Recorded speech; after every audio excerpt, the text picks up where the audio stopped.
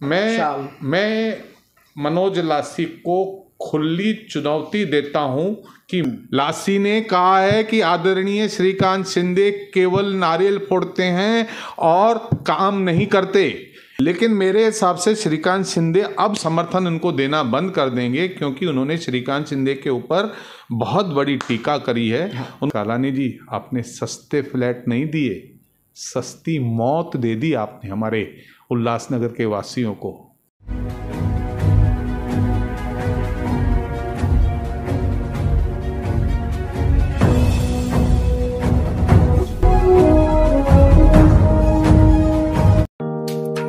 Neeraj Vinod Burani's Spacecraft Interiors. Your space, our craft. Experienced and professional team. No hidden charges. Luxurious designs. Follow us on Instagram. Spacecraft Interiors. Your space, our craft. Crystal Finance by Ajit Makijani. One-stop solution for all your loan requirements. Asan, convenient or effortless. We have tie-ups with all major banks and NBFCs.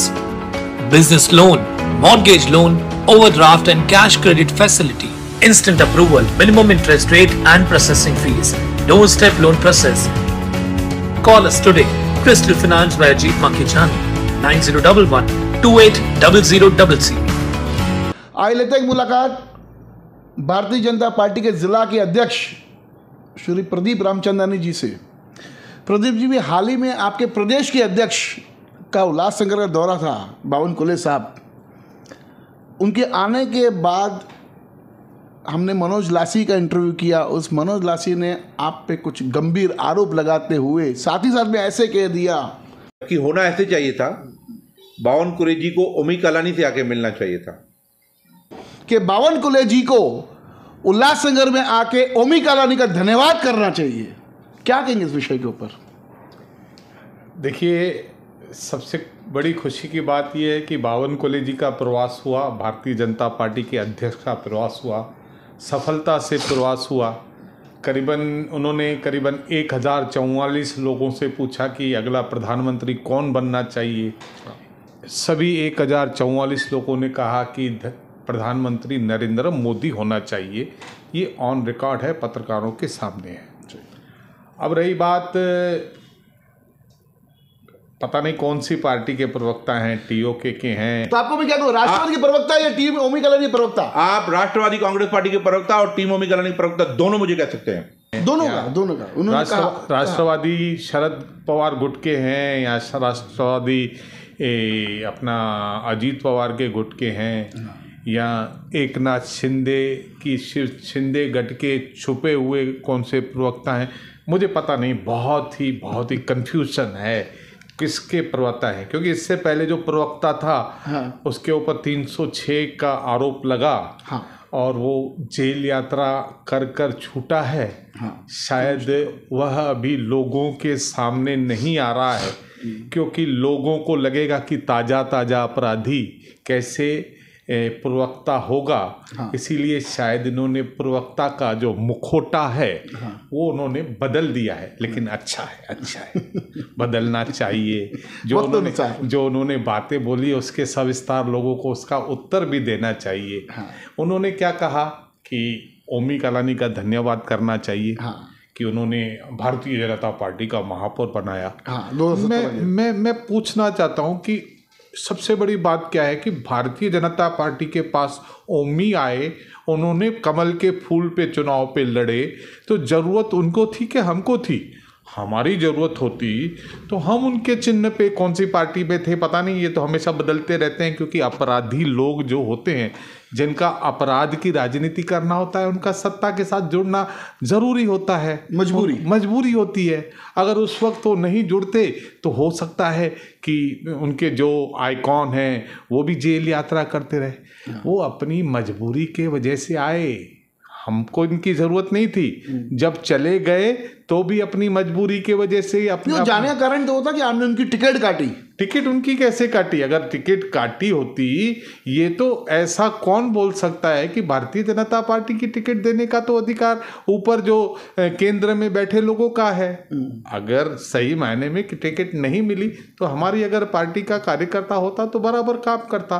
ठीक है, इस बात से स्पष्ट होता है कि मजबूर वो थे, हमारे पास वो आए, हमारी पार्टी में वो रहे, कमल के फूल के ऊपर चुनाव लड़े। फिर ये किस बात की बात है? तुम्हारी ताकत होती तो अपनी ताकत से लड़ते, हमारे साथ क्यों मिलने के आए? हम आए थे आपके दरवाजे पे, मिन्नतें आपने की, 50 बार टिकट हमारी पार्टी की, आप मांग रहे हैं हमको टिकट दो, बीजेपी की टिकट दो। इसका मतलब आपको अपनी ताकत का कोई अंदर भरोसा ही नहीं था। इससे ज़्यादा क्या और सिद्ध हो सकता है? और भी काफ़ी गंभीर आरोप लगाए जैसे तो आपके जो आमदार को चुनवाने में उन लोगों के साथ आके मिलना चाहिए था जिन्होंने 2019 की विधानसभा में किसी भी कारण कालानी से नाराज होकर या किसी कारण कुमार एलानी को आमदार बनाया। 2-4 लोग अपने आप को ऐसा लगता है, कई बार ऐसा जब आप देखेंगे बैलगाड़ी चलती है उसके नीचे कुत्ता चलता है तो उस कुत्ते को लगता है कि बैलगाड़ी मेरे वजह से चल रही है। तो ये जो उनकी ऐसी जो उनके मन में है भावना, उनकी बातों में ही विरोधाभास था। एक बार कह रहे थे कि हमने जिताया, एक बार कह रहे थे कि शिवसेना की ताकत पे जीत के आ रहे हैं। देखो, अपनी अगर वो बहुत ज़्यादा, मेरे कहने का मतलब जो प्रवक्ता बहुत ज़्यादा अच्छे वफादार होते तो यहाँ आते ही क्यों? अपनी माँ जैसी, जिसको माँ कहते थे, ज्योति कालानी का उन्होंने अभी कुछ दिनों पहले कालानी बंगले के यहाँ पे फोटो लगाया है और नीचे लिखा हुआ है मनोज लासी। क्या मुझे समझ में नहीं आता है, एक तरफ पूरी तरह से उसके विरोध में काम करते हो, फिर अपनी गिरगिट की तरह रंग बदल के फिर वहां चले जाते हो। हराने में कोई कसर नहीं छोड़ी, हराने में कोई कसर नहीं छोड़ी, ऐसा आप बोलते हो, दावा करते हो कि हमने हराने में कसर नहीं छोड़ी। अब वो तो हमें पता है कितनी आपकी ताकत है, वो छोड़ो। वो कह दिया कि हमने कुमार एलानी को जिताया। लेकिन वो कहते हैं मैंने कुमार एलानी को जिताया, इसका अर्थ यह है कि उन्होंने ज्योति कालानी को हराया। और उसको हराने के बाद उसका फोटो बनाते हो और नीचे लिखते हो कि मनोज लासी द्वारा ये फोटो उनके बंगले के बाहर लगाया। कितने रंग बदलते हो, कैसा चरित्र है आपका? जरा इसकी आप अपने विवेचना करो, उसके बाद ऐसी बातों का दावा करो। क्या बोलते हो? क्या कह रहे थे कि भाई उसमें कि बावनकुले साहब जो आए थे तब वो अपने ऊर्जा मंत्री थे। हाँ, तो ऑर्डिनेंस फैक्ट्री से उन्होंने ऐसे कहा कि भाई ज्योति कालानी उनको बोला था कि भाई वो ऑर्डिनेंस फैक्ट्री से वायर निकालो ताकि, अरे भाई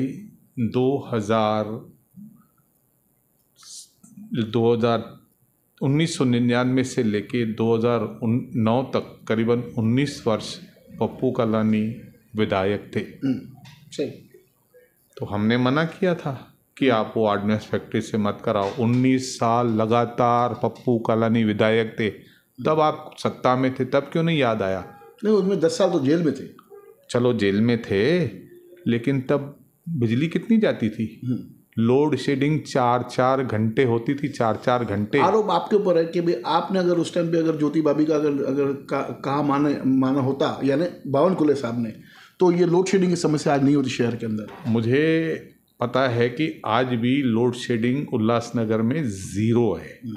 उस जमाने में 4-4, जब ये आमदार थे ना 19 साल, 4-4 घंटे लोड शेडिंग हुआ करती थी। उसके 10 साल काट भी दो कि आप जेल में थे, 9 साल तो बाहर थे। उन 9 सालों में आपने वो क्यों नहीं कराया? आप केवल दिखाना चाहते थे कि हमने ऐसा बोला, हुआ नहीं। केवल ये कभी कुछ काम नहीं करते हैं, ये खाली आरोप लगाते हैं। मैं 50 बार बोलता हूँ, पप्पू कालानी ने एक बार कहा था गरीबों को टैक्स नहीं लगेगी। पूरा बहुत बड़ा था, टैक्स लगी कभी? आज तक फ्री टैक्स किसी की एक भी साइन करके देते थे, 0 करके देते थे। ठीक है, उसके बाद उन्होंने कहा कि डीपी प्लान रद्द कराएंगे। पप्पू कालानी ने बहुत बड़ी मानव चेन लगाई, डीपी प्लान रद्द होगा। बाद में इन्हीं के लोगों ने हाथ ऊपर करके वही डीपी प्लान पास किया। उसके बाद ये हमारे आदरणीय ओमी कालानी जी 10 रुपए में खाना देना शुरू किया था। हाँ, वो भी शुरू किया उन्होंने। शुरू किया, मेरे हिसाब से 15 दिन भी नहीं चला, बंद हो गया। उसके बाद उन्होंने फ्री वाईफाई देना शुरू करी, फ्री वाईफाई जवानों को, यूथ आइकॉन फ्री वाईफाई चलाएगा, बंद कर दिया। उसके बाद फिर उन्होंने सीसीटीवी फ्री टीवी देंगे, बंद हो गया। उसके बाद दवाइयाँ 10 रुपए में, दवाइयाँ 10 रुपए में, बंद हो गया। अरे वो ज्योति कलानी जिसने इनके जहाँ पे ये लोग रिसोर्ट चलाते हैं, जिसमें पता नहीं क्या काम होते हैं, उसके बाजू में उसने वृद्ध आश्रम का उन्होंने उद्घाटन किया था। हम गए थे, वो जीवित थी, आज तक कभी वो वृद्ध आश्रम नहीं बना। कलानी कुछ करते नहीं है, खाली हवा खड़ा करते हैं। अरे सिंधु भवन के लिए बोल रहे थे कि हमने बनाया, उनका नगर सेवक कुमारी। अरे मैं देख रहा हूं पिछले 15 वर्षों से सिंधु भवन नहीं बन रहा। ये खाली कुछ राजनीति नहीं करते, हमारे ऊपर आरोप लगाते हैं ना, आपने डेवलपमेंट नहीं किया शहर में, आपके वो आरोप है। के लिए कल्याण तो स्मार्ट सिटी है, करोड़ों अरबों रुपयों का फंड आ रहा है। डोंबिवली में रविंद्र चौहान जी देख रहे हैं, पर उल्लासनगर का क्या हो रहा है? न जीआर आ रहा है, न डंपिंग ग्राउंड के विषय में कुछ हो रहा है। सड़कों की हालत ऐसी है, सिर्फ नारियल फोड़े गए हैं, कोई नई सड़क का काम चालू नहीं हुआ है। हमारे शहर में दुखदायक इमारतों में हर रोज परेशानी बढ़ती जा रही है। उन्होंने कहा कि हम लोग केवल नारियल फोड़ते हैं, हम लोग नारियल फोड़ते हैं और कुछ काम नहीं करते हैं, हार श्रीफल ये सब ये करते हैं। मैं मनोज लासी को खुली चुनौती देता हूं कि मेरे इस जवाब का फिर से आपको उत्तर दें या किसी चैनल में भी उत्तर दें, और मैं चुनौती के साथ कह सकता हूं कि उनकी सिट्टी पिट्टी निकल जाएंगी लेकिन जवाब नहीं देंगे। इसका जवाब यह है कि यहाँ पे जितने भी उद्घाटन किए हैं, आदरणीय श्री हमारे लोकप्रिय खासदार श्रीकांत शिंदे ने किए हैं। और डंपिंग ग्राउंड का प्रश्न भी वो बदलापुर में उन्होंने श्रीकांत शिंदे ने, क्योंकि उनका खासदारी क्षेत्र है और मुख्यमंत्री के बेटे हैं, इसके लिए पूरा उल्लासनगर विकास उनके हाथ में है। तो आप इस बात पे अडिग हैं कि जो हमारे आदरणीय लोकप्रिय खासदार श्रीकांत शिंदे ये केवल नारियल फोड़ते हैं और कुछ काम नहीं होता। वो तो मैंने उनको पूछा कि आपके आमदार जो माजी आमदार पप्पू कालानी जी, वो तो जाते खाली केक काटते हैं और अपना उसको शाल पहनवाते हैं, और तो शहर के विकास पे तो कुछ नहीं देखिए जी, इन्होंने हम पे आरोप लगाया है कि शहरों की सड़कें खराब है, और वो बनने के लिए आदरणीय बहुत सारे जगहों पे आदरणीय श्रीकांत शिंदे जी ने नारियल फोड़े हैं, वो काम शुरू हैं, जब बन जाएंगे तब बन जाएंगे। लेकिन इन्होंने ये कहा है, आदरणीय श्रीकांत शिंदे के लिए कहा है, लासी ने कहा है कि आदरणीय श्रीकांत शिंदे केवल नारियल फोड़ते हैं और काम नहीं करते।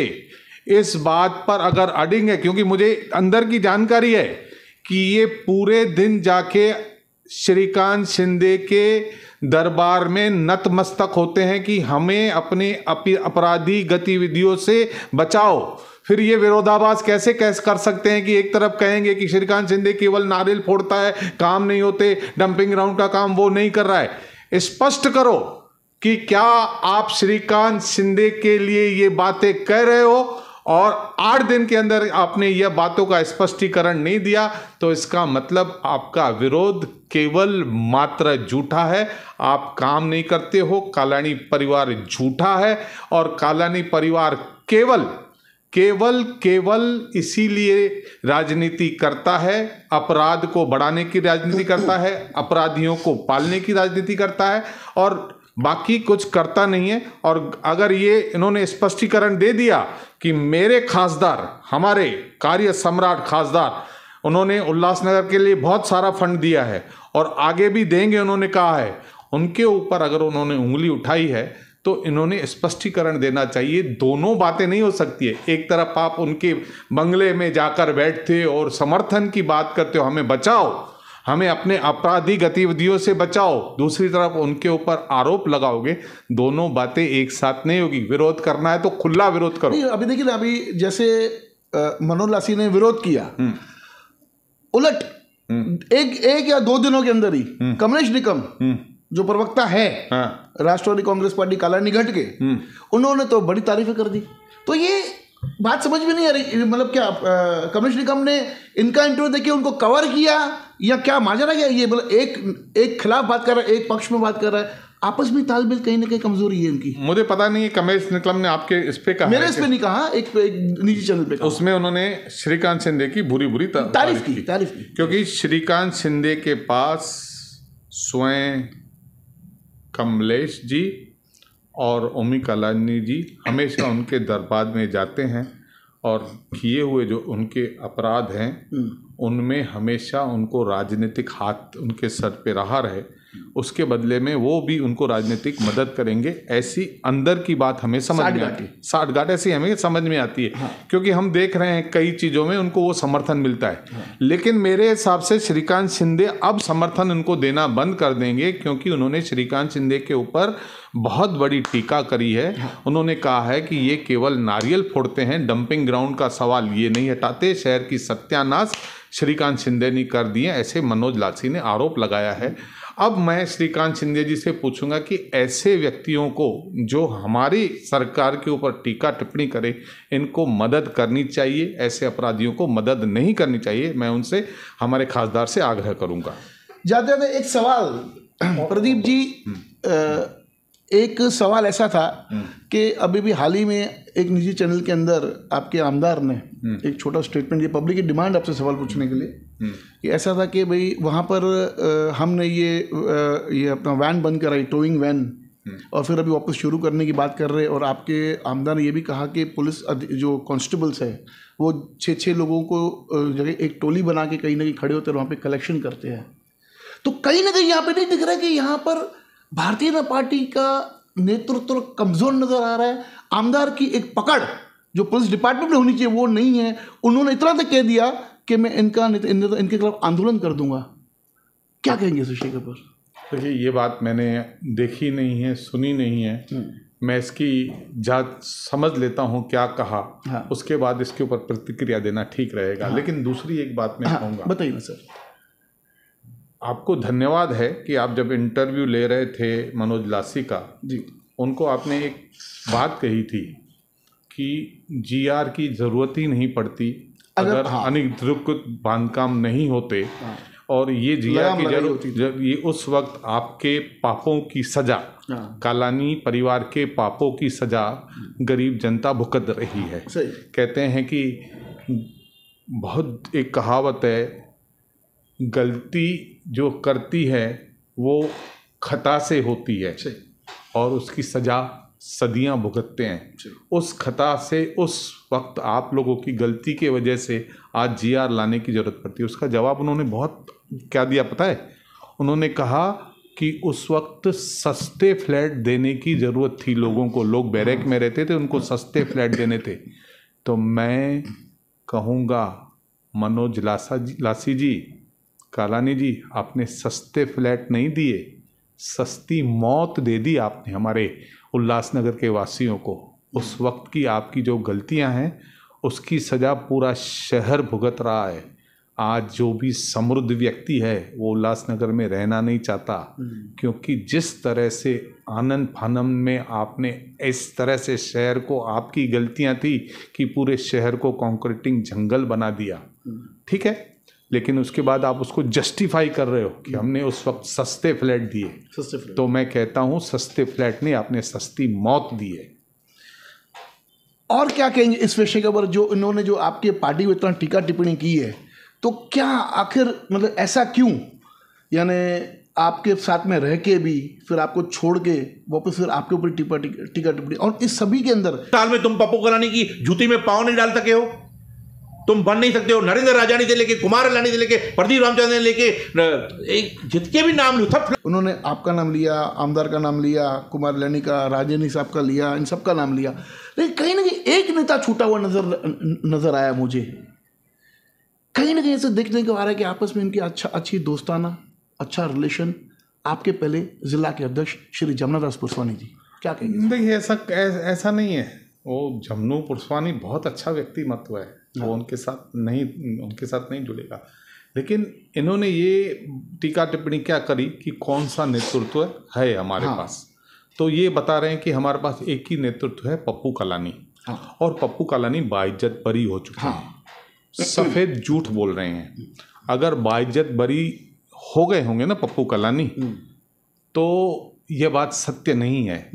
मेरे पास ऐसे बहुत सारे प्रमाण हैं, लेकिन मेरी पप्पू कालानी से व्यक्तिगत बहुत अच्छे संबंध हैं। हाँ। इसके लिए मैं उस विषय को अभी टच नहीं कर रहा हूँ कि वो कौन सी स्थिति में है, क्या स्थिति है, बरी हुई है, वो सारी बातें मुझे पता है।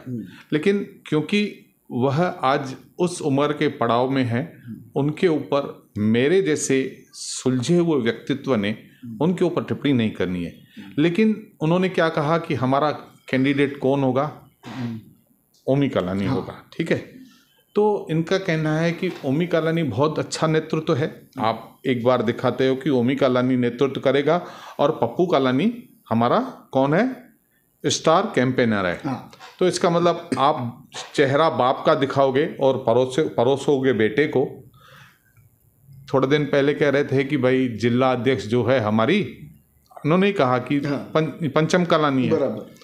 मेरा ये पूछना था, जब पंचम कालानी जिला अध्यक्ष क्यों बनाया गया? क्योंकि उस पार्टी ने ओमी कालानी को जिला अध्यक्ष बनाने के लिए मना कर दिया। अच्छा, देखिए आपको मैं बताता हूँ, जिस किसी भी मंच पर, राष्ट्रवादी कांग्रेस के मंच पर, वहाँ पर पंचम कालानी दिखती है। चाहे वो शरद पवार का जब उन्होंने थी, वो अध्यक्षा थी, वहाँ पे ओमी कालानी को नहीं दिखते थे, पप्पू कालानी नहीं दिखते थे, क्योंकि ये लोग आपराधिक श्रेणी में हैं।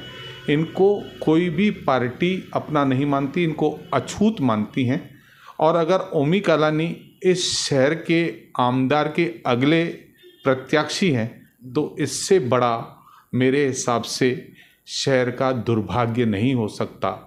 क्योंकि अगर आज तक भी वो आइकॉन हैं और जिस तरह के कारनामे उनके किए हैं सत्ता में या सत्ता में रहते हुए, केवल अपराधियों को संरक्षण देना और अपराध की राजनीति करना अच्छी बात है, लेकिन जो भी प्रत्याशी बने उनको मैं आह्वान करता हूँ कि आपके जैसा जो चैनल चलाता है उन सभी को एक मंच पर लाना चाहिए और उनकी दूरदृष्टि क्या है, उनके उल्लासनगर के लिए विज़न क्या है, उसके लिए उस प्रत्याशी ने, जो प्रत्याशी अपने आप को समझता है, प्रत्याशी अपने आप को बनाना चाहता है, वो शहर के सामने आके बताए कि मैं ये करूँगा। क्योंकि हम शहर के प्रति आज की तारीख में आप सभी लोग उदासीन होंगे, तो उसकी बहुत सारी बातें हो सकती है, ये चैनल पे नहीं बात कर सकते, लेकिन इतना तय है कि आगे चलकर आगे की राजनीति पूरे भारत देश की भारतीय जनता पार्टी की है। एक प्रश्न उसने ये भी कहा कि सबसे जब पूछ रहे थे बावनकुले जी, ये पूछ रहे थे कि भाई प्रधानमंत्री कौन होना चाहिए, तो वो इशारे में खुद बोल रहे थे मोदी। नहीं, वो कह रहे थे कि भाई ये पूछना चाहिए था कि एमएलए कौन होना चाहिए। तो मेरे हिसाब से हमारे जो प्रवक्ता हैं उनको ये पता नहीं है कि बावनकुले साहब संपर्क से समर्थन, लोगों से संपर्क करना और मोदी के लिए समर्थन मांगना, और वो एमएलए के चुनाव के लिए नहीं आए थे, वो खासदार के चुनाव के लिए आए थे। इनका ये कहना चाहिए कि भाई ये पूछना चाहिए कि आप खासदार श्रीकांत शिंदे अगर मान लो कैंडिडेट होते हैं, उनको वोट देंगे, तो तभी भी लोगों ने, सभी ने हाँ कहा होता।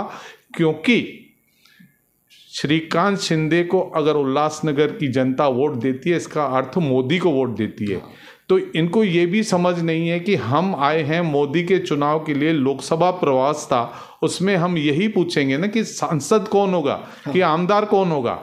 ये अपने सहूलियत से बात करते हैं, इनका न कोई सर रहता है न पैर रहता है। इसके लिए कई बार मुझे लगता है कि इन ऐसे प्रवक्ताओं के मुझे जवाब भी नहीं देने चाहिए, लेकिन आप आते हैं तो देने पड़ते हैं। और ऐसा भी है कि यही 8-10 जो घिसे पिटे जो माजी नगर सेवक है, उन्होंने क्या दिया शहर को, ये भी कहा उन्होंने। अब वो इन्होंने क्या दिया, इनकी तो मैंने पूरी आपको लिस्ट बता दी, कितने झूठे वादे करते हैं। चलो ठीक है, हमने दिया नहीं दिया, लेकिन हमारे मोदी साहब ने तो बहुत कुछ दिया है देश को, विश्व को बहुत कुछ दिया है। अभी हम नींव डाल रहे हैं। अब जो हमने टीम बनाई है अपनी जिला की, सारे युवाओं की बनाई है। हम पूरे युवाओं को पूरी तरह से बदल देंगे, नए चेहरों को लाएंगे, नए चेहरों को आगे करेंगे और उनको ही कहेंगे कि भविष्य आपको तय करना है। हमारी कोशिश चालू पूरी है, है, तैयारी लेकिन ये इनके पास तो केवल परिवार ही है ना। कौन लड़ेगा? पप्पू कालानी नहीं लड़ सकता, तो कौन लड़ेगा? अगर महानगर पालिका में ओमी कालानी नहीं लग सकता तो पंचम कालानी लड़ेगी। यानी ये तो केवल एक परिवार तक सीमित है ना। हमारे यहाँ तो एक आम कार्यकर्ता, कल जेकी जी आप भी आगे आ जाएंगे तो आप भी आमदार का चुनाव लड़ सकते हैं। आम कार्यकर्ता ही थे ना 40 साल पहले। हमारा कौन सा शुरुआत की, हमारा कौन हम और मेरे बाद कोई मेरा बेटा राजनीति में आएगा या ऐसा होगा, ऐसा नहीं है। हमारे यहाँ पे एक साधारण कार्यकर्ता, चाय वाला प्रधानमंत्री बन सकता है, किसी का राजनीतिक न हो। हमारे यहाँ पे तरह हम परिवार के इसमें नहीं, परिवार के इसमें नहीं रहते हैं, कालानी परिवार हम ऐसे नहीं करते। हम करते हैं कि भारतीय जनता पार्टी के विचार, एक विश्व की नंबर 1 पार्टी, और जिस तरह से उन्होंने पूरे देश में काम किया है, राज्य में काम किया है, अब बारी उल्लासनगर में अच्छे नौजवान लेकर आने इस शहर को भी विकसित बनाने का पूरा हमारा रोड मैप तैयार करना, ये हमारा लक्ष्य है। बहुत अच्छा लगा आज प्रदीप साहब से बात करते हुए। और मनोज लासी जी ने भरत गंगोत्री के ऊपर भी काफ़ी टीका टिप्पणी की, वो उनके आपसी। इसमें एक बात ऐसी थी, ये हमेशा क्या बोलते हैं कि पप्पू कालानी सुरक्षा देंगे, हाँ, ये बार बार बोलते हैं। हाँ। तो मुझे याद आता है, लगता है कि क्या सुरक्षा देंगे, कैसी सुरक्षा देंगे, उनके पास है क्या सुरक्षा देने के लिए? हाँ, उस जमाने में वो सुरक्षा देते थे, लेकिन तभी भी ऐसा था कि अगर गब्बर से कोई बचा सकता है तो खुद गब्बर, उसके बदले में अगर 2 मुट्ठी अनाज लेता है तो क्या गलत करता है? आज भी उसी पे अटके हुए हैं, सुरक्षा देंगे। क्या सुरक्षा देंगे?